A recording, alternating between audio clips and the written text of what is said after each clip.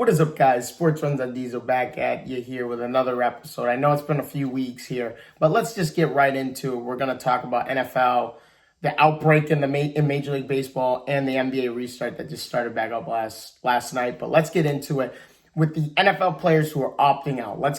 I'm going to give a little background detail as to what's going on here. Players who opt out get a $150,000 stipend in advance, and if they have 2 years left on their contract, it stays 2 years. They don't lose a year off their contract if they opt out. So, but in order for them to get the $150,000 stipend, they must be under contract or a tender.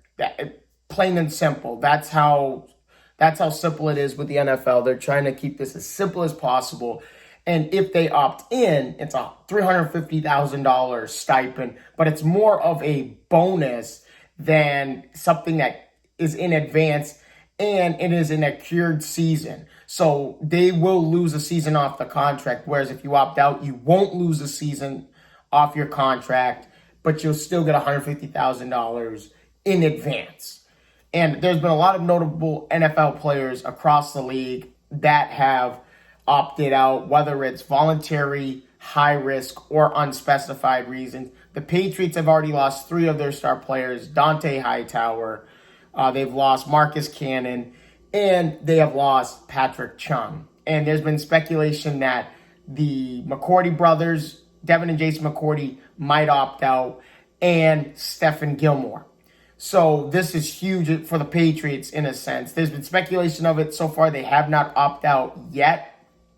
So, but other players across the league, offensive line Nate Solder, wide receiver Devin Funchess, Marquise Goodwin, who is now over in Philadelphia with the Eagles, Star Latula Ulae from the Buffalo Bills, he's opted out. There's players there's so far right now, I think there's about 15 players that have opted out for this upcoming season.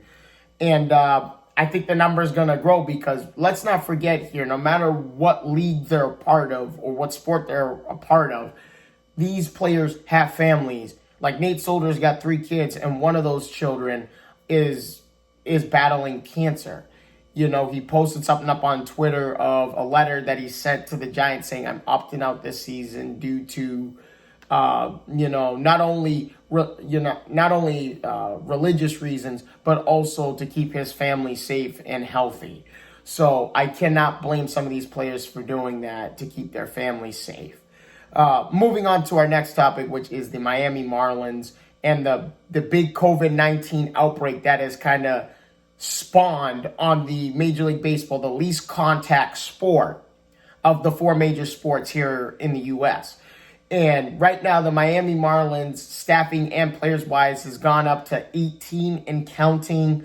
Games have been canceled or postponed through Sunday, so they're not going to play a single game. And then I just saw it pop on my phone earlier today, the St. Louis Cardinals, and the game that they were supposed to have tonight or tomorrow got postponed due to someone on their team or on the opposing team testing positive.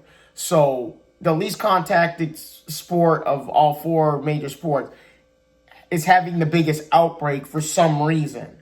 And now let's just be real. Miami, Florida is a hot spot, so I can understand how that is possible. But some of the games that Miami has played have been in Philadelphia or have been away from home. So it's kind of like a head scratcher as in how is Miami got all these players tested and players and staffing tested positive.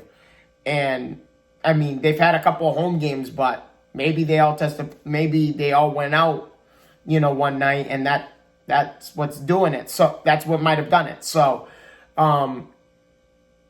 still a head scratcher to me on how the MLB has got this big outbreak.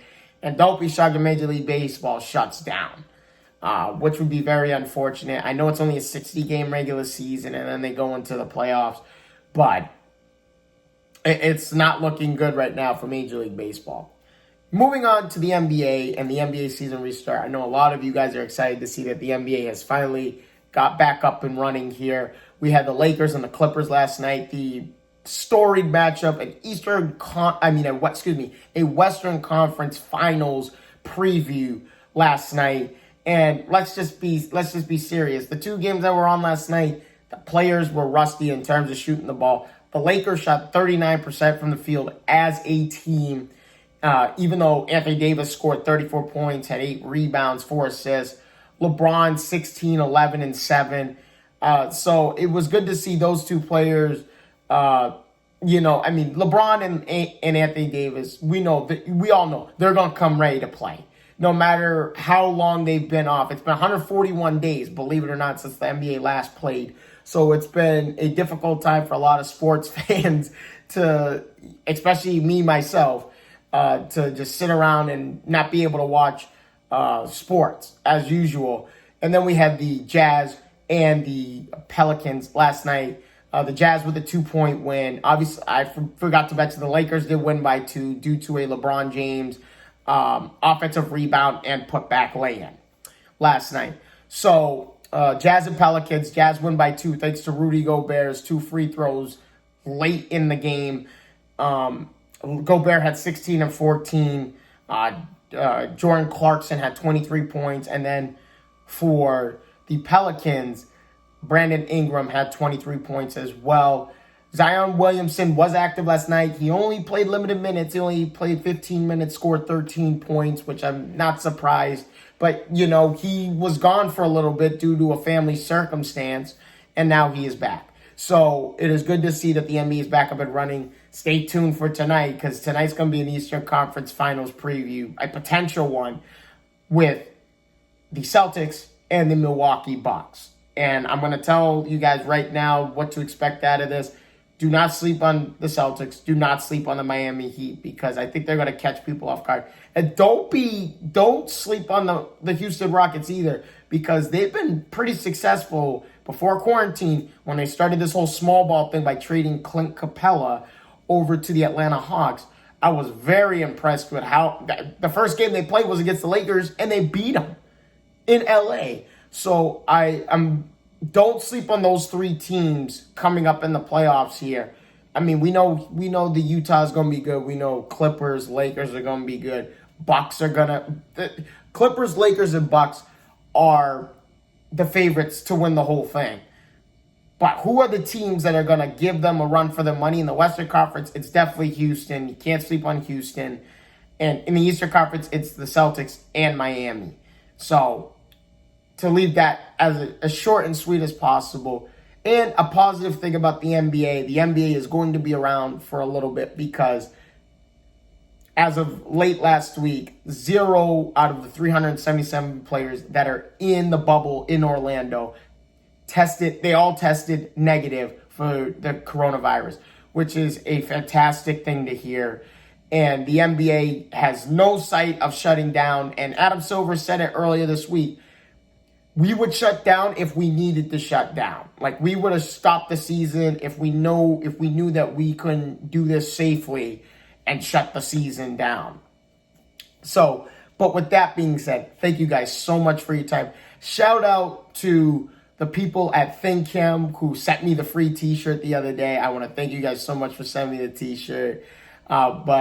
Thank you all of you guys who support me and what I do here. I know it's been sporadic videos from me here and there. Stay tuned. I'm telling you guys, stay tuned for the next and upcoming series I'm going to be doing, which is going to be on the greatest of all time. And some of you guys have asked me to do this topic, the greatest of all time. Who is the greatest of all time? Jordan or LeBron James? And I'm going to pull statistics. I'm going to pull all sorts of analytical things into this discussion. And I can't wait to start revealing some of this stuff. But it's something that I want everyone to understand. We're talking about 2 different generations of basketball. We're talking about MJ in the 80s and 90s, where you could, later in Jordan's career, like in the second three-peat, clotheslining someone had more repercussions than back in the 80s and 90s, in the early 90s with the Bad Boys and the New York Knicks. You know, you could clothesline people back in those days and only get fined. Nowadays, with LeBron James and his generation of basketball, you clothesline someone, you get suspended 20, 25 games, however long, and you get hit with this massive fine on top of it. So we're talking two different generations of basketball. But like I said, I'm going to be pulling stuff from every different direction, every different corner, so you guys get a full picture of who really is the greatest of all time in professional basketball. Who is the greatest of all time? But like I said, thank you guys so much for your time. Stay tuned for that. Please leave a like and subscribe. If you follow me on Facebook, please hit the like button. Follow my page. Same thing on Instagram. Please follow me. But thank you guys so much for your time. I will see you guys all in the next one. Deuces.